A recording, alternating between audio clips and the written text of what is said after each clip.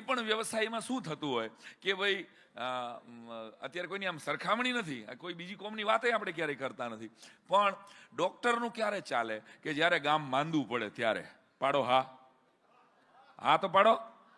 વકીલનું ક્યારે હાલે બે માથાકૂટ થાય ત્યારે પાડો હા.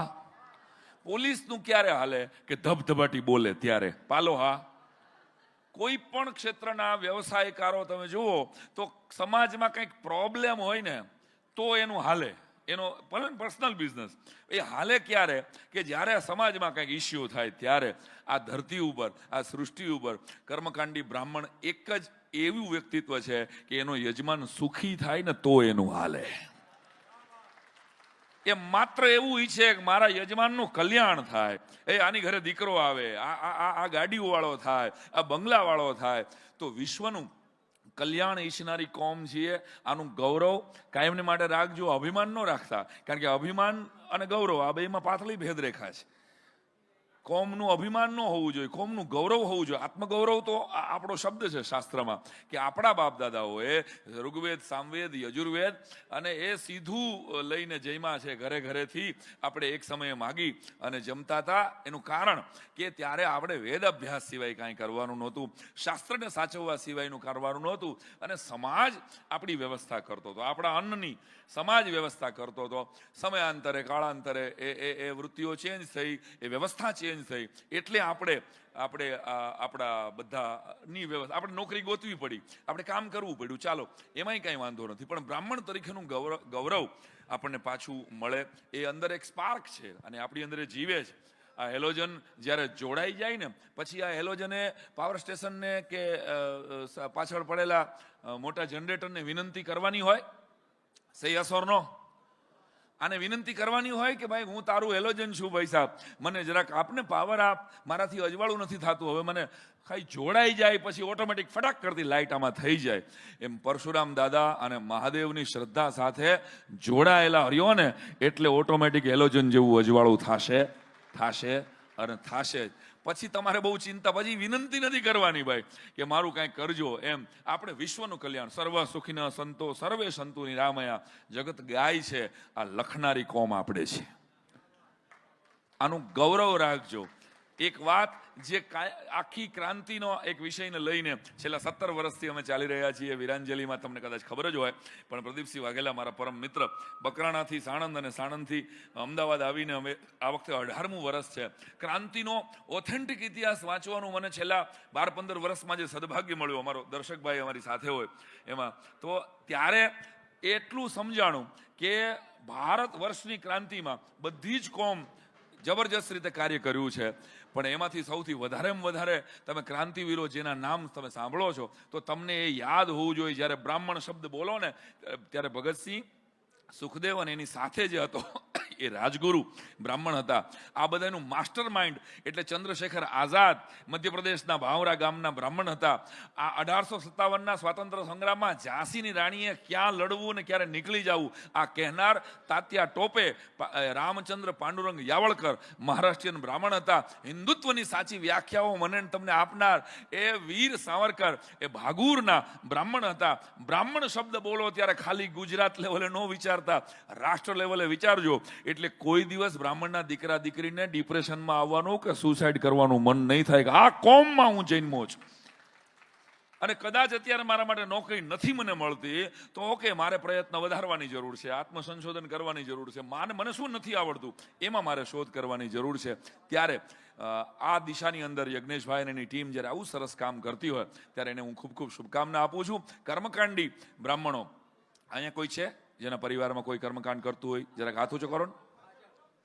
જય હો. પરિવારમાં છે હજી કોઈ? ક્યાં બાત બાળુભાઈ, એકવાર તાલીઓથી વધાવો.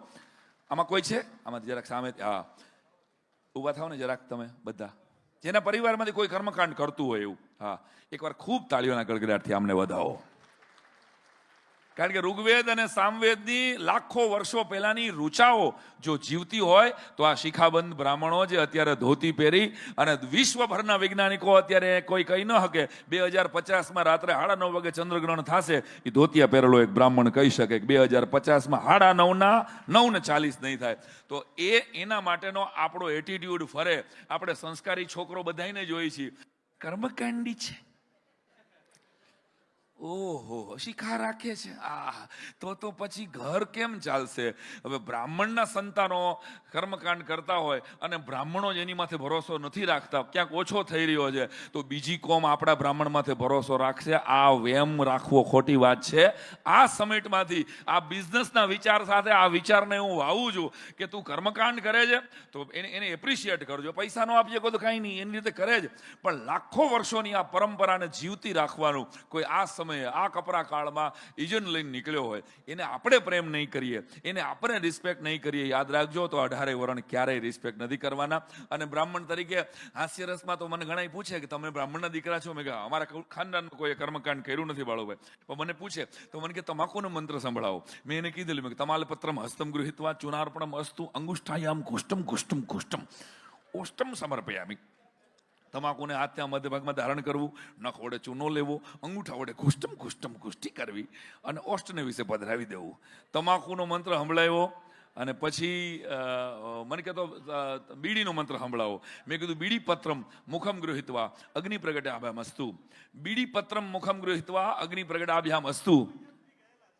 હા હું બોલી લઉં. બધા કલાકાર જ હોય ને, તો નાયત છે ભાઈ. આ તો ખાલી વ્યવસ્થાના ભાગરૂપે તમે આમાં બેઠા છો, બાકી તમે બધા અહીંયા બેહીને આખી આખી રાત બોલી શકો એવા હોશિયાર જ છો બધા. બધાના જો નજર ઉતારું છું. નાયત તો નાયત છે ને, પંડ્યા જોશી. હમણાં અમે જોધપુર કાર્યક્રમમાં ગયેલા. ક્યાં ગયા યજ્ઞેશભાઈ? હા, તમે આવી રહ્યો 5 મિનિટ. એ ઓલું છે ને કે લગ્ન લીધા હોય ને જેને, એને અત્યારે વરના બાપુજીને જેટલું ટેન્શન હોય ને એટલું ટેન્શન યજ્ઞેશભાઈનું હોય. આ ભાઈ આવશે અને સરકારની અંદર એટલા બધા લોકોના હૃદયમાં યજ્ઞેશભાઈ છે, એટલે બધાની સાથે જોડાયેલા છે. યજ્ઞેશભાઈ અમે જોધપુર ગયા, ડાયરો કર્યો. એક ભાઈ મને આવીને કહી ગયો, મને કે રાવણ બ્રાહ્મણ હતો. મેં કીધું હા. તો મને કે એની અટક શું હતી? મગજમાં ખોબો પડી જાય ને ઘડી તો મને વિચારે રાવણ પંડ્યા, રાવણ ઉપાધ્યાય, રાવણ શુક્લ, રાવણ દવે. જરાક વિચારો તો કેવું લાગે. રાવણ મહેતા, મહેતા હશે. હારું મને એને ટેન્શન આપી દીધું રાજેશભાઈ. મેં કીધું હારું રાવણ કઈ નાયત નો બ્રાહ્મણ હતો એ ખબર છે, પણ પંડ્યા હતો, ઉપાધ્યાય હતો. રાવણ જોશી કેવું લાગે? રાવણ પોલીસ તો જોશી, કેવું લાગે? તો આ પોલીસ તો કહેવાનો અર્થ મેં ભાઈ મને ખબર નથી, મારું એટલું બધું રાવણ ઉપર રિસર્ચ નથી. મારામાં તો રામ છે, મારા નામમાં રામ છે અને મારા દિલમાં રામ તો છે જ ને ભાઈ. તો રામ છે. મને રામ વિશે થોડી ખબર છે, રાવણ વિશે બહુ ખબર નથી. એને પછી જે મારું જ્ઞાન વધાર્યું. અમુક લોકો હોય ને આવા, ખબર છે ને, જેની પાસે પ્રોપર્ટીનું પ્રદર્શન તો હોય જ પણ અકલનું હોય. એ લોકો નાવા જતા હોય ને તો હાથ પગ ધોઈને જતા હોય. નથી સમજાણું હજી. આવા લોકો છે માર્કેટમાં. જાગો ગ્રાહક જાગો. એ પાણી ગાળીને પીવે છે અને ગામનું લોહી ડાયરેક્ટ પીવે છે. આવા લોકો આપણી નાતમાં છે, વેફરના પડીકા જેવા. માલ ઓછો હોય ને હવા જાજી હોય. જમીન ઉપરની વાત કર ને, કઈક સમાજને કામ લાગે એવી વાત કર ને ભાઈ. બ્રાહ્મણનું લોહી છે અને બ્રાહ્મણ જુદો પાડી જ ન શકે. પરશુરામ દાદાએ 21 વખત નક્ષત્રી જ્યારે કરી ત્યારે શું ખાલી બ્રહ્મ સમાજને જ ફાયદો થયો છે? સમગ્ર સમાજ માટે એને પરશુ ઉપાડીને કે સમગ્ર સમાજનું કલ્યાણ થાય. આ રાજા જો ખોટા રસ્તે હોય તો એને ઉપાડી લેવો પડે. તો બ્રાહ્મણ પરશુ ઉપાડે કે બ્રાહ્મણ કલમ ઉપાડે, એ રાષ્ટ્રના કલ્યાણ માટે જ હોય. આ આપણા જીન્સ છે. એટલે આપણે બહુ ભેગા ન થાય, આપણે ટોળું ભેગું ન થઈ શકીએ. આ ઘણા નથી કહેતા વડીલોએ કે આપણી નાયત કોઈ દી ભેગી. આ વાત આ સમિટમાંથી નીકળો, ચોથી સમિટમાંથી, તો હવે ન કરવી. આ ભેગા થાય છે ચોથી સમિટમાં. આટલી નોકરીઓ, 600 કંપનીઓ અમદાવાદ જેવા સેન્ટરમાં આવે. એક તાલી તો બનતી હવે એના માટે.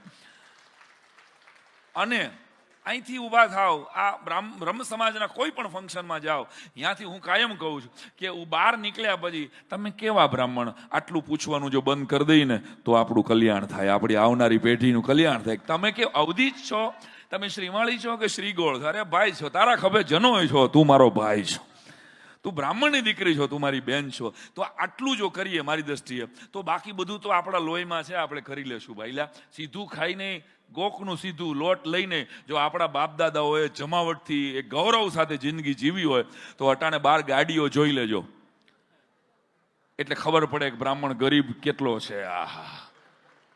500 ગાડીઓ તો અત્યારે જોઈ મેં બપોરે 4 વાગે. એટલે આપણે કરી લેશું આટલો ભરોસો. ખાલી આપણા કુંડાળામાંથી આપણે બહાર નીકળી અને વિશેષ વિચારતા થાય. ઓલી વાત પૂરી કરી દઉં. મને કે બ્રાહ્મણના દીકરા છો તો મને કે ગાંઠિયાનો શ્લોક સંભળાવો. મેં કીધું ગાંઠિયાનો શ્લોક અમારા બાપ દાદાએ કોઈ લખ્યા ન હોય. અમે તો કીધું છે ને બધું જમવાવાળી કોમ છે ને. મેં કીધું તમે જેટલું આવ્યું છે ને બીજા બધાએ એ બધું અમે જમી ગયા કીધું.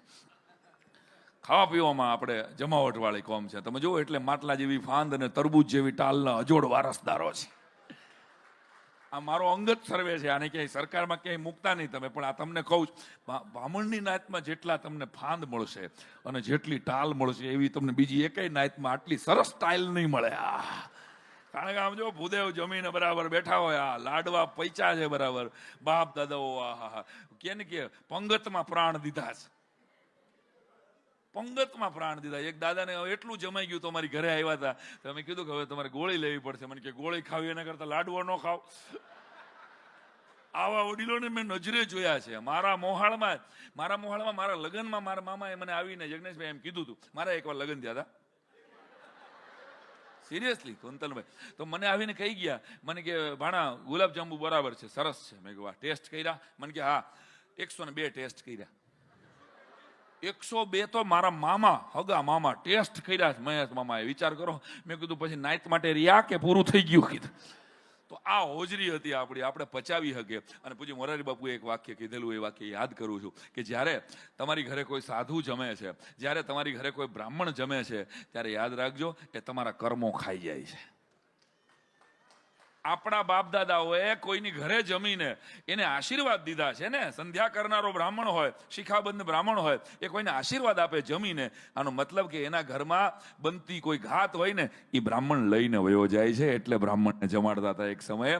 તો આ કોમનું ગૌરવ છે. મને કે એ બધી વાત તમાકુનો સંભળાયો, બીડીનો સંભળાયો, ગાંઠિયાનો મંત્ર સંભળાવી દો એટલે વાત થાય પૂરી. મેં એને યજ્ઞેશભાઈ ગાંઠિયાનો મંત્ર સંભળાયો કે વહેલી સવારે કંદોય હાથમાં લેજારો. સ્વાહા બોલવું પડે બધા ભાઈ. વહેલી સવારે કંદોય હાથમાં લેજારો. ચણાનો આ લોટ જગમાં મને જીવથી પ્યારો. ફાફડિયા જોઈને ભૂખનો થઈ ગયો ફુવારો. ગાંઠિયા ન ખાઈ એનો એળે ગયો જન્મારો. જોજો ગાંઠિયા દેવ તમારી માથે પ્રસન્ન છે. તાલી પાડવી હોય તો એકારે પાડો. મને કે હવે છેલ્લો બસ ભજીયાનો શ્લોક સંભળાવી દો.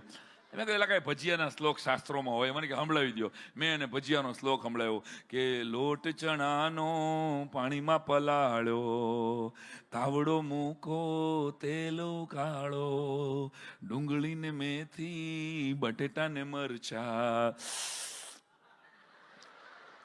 એ શ્લોકમાં આવે છે યજ્ઞેશભાઈ, હું કરતો નથી કાંઈ. ડુંગળી ને મેથી બટેટા ને મરચા, રાતે તો હારા હવારે દેકારો. એ જેને આખા મરચાના ભજીયા ખાધા હોય ને થાળી ભરીને એને પૂછો બાપ પિતરના ઊંડાણની કોઈ ભેદું ને કહેવાય. ચોરે નો ચિતરાયા ચિતની વાતું શંકરા. તો ફરી ફરીને કહું છું રાષ્ટ્રભક્તિને વરેલી કોમ છીએ આપણે. ફરીવાર સમાજનું સર્વનું કલ્યાણ કરનારી કોમ, કલ્યાણ ઈચ્છનારી કોમ છીએ આપણે. ત્યારે એ બ્રાહ્મણ તરીકેનું ગૌરવ મળે. બ્રાહ્મણના દીકરા દીકરીઓ સરસ રીતે પોતાના જીવનમાં પગભર થાય એના માટે યજ્ઞેશભાઈએ જે ગોવર્ધન પર્વત ઉપાડ્યો છે. અને મને જય વસાવડાનું એક વાક્ય ગમે કે ભગવાને ટચલી આંગળીએ ગોવર્ધન તોડ્યો. યાદ કરો. એટલે મારા તમારામાં જ્યારે પ્રોબ્લેમ જીવનમાં આવે ને ત્યારે આ ગોવર્ધન લીલા ભગવાનની યાદ રાખવી કે પહાડ જેવી પ્રોબ્લેમ હોય ને, પહાડ જેવો પ્રોબ્લેમ છે ને, ગોવર્ધનના પહાડ જેવડો પ્રોબ્લેમ હોય ને તો ટચલી આંગળી જેટલી શ્રદ્ધા હોય ને તો એને ઊંચકી શકાશે. બસ મારા મહાદેવ ઉપરની, તમારા ઈષ્ટદેવ ઉપરની, ભગવાન પરશુરામ ઉપરની અને સમાજ ઉપરની એક શ્રદ્ધા રાખીને આ ગોવર્ધન આપણે તોડીશું તો સંગઠનથી સંઘે શક્તિ કલયુગે જે કહેવામાં આવ્યું છે શાસ્ત્રમાં. યજ્ઞેશભાઈ જેવા વડીલો છે, પાલુભાઈ જેવા વડીલો આપણા એવા વ્યક્તિઓ છે જે આપણી વાતને, આપણા અવાજને સરકાર સુધી પહોંચાડે છે. ફરી ફરીને એકવાર ખૂબ તાળીઓના ગડગડાટ સાથે આ સમિટ ચોથું છે. હજી બીજા 96 સમિટ સુધી આપણે આવો નવો જલસો કરતા રહેવાના છે. આભાર, ધન્યવાદ. જય જય પરશુરામ. નમઃ પાર્વતી પતે.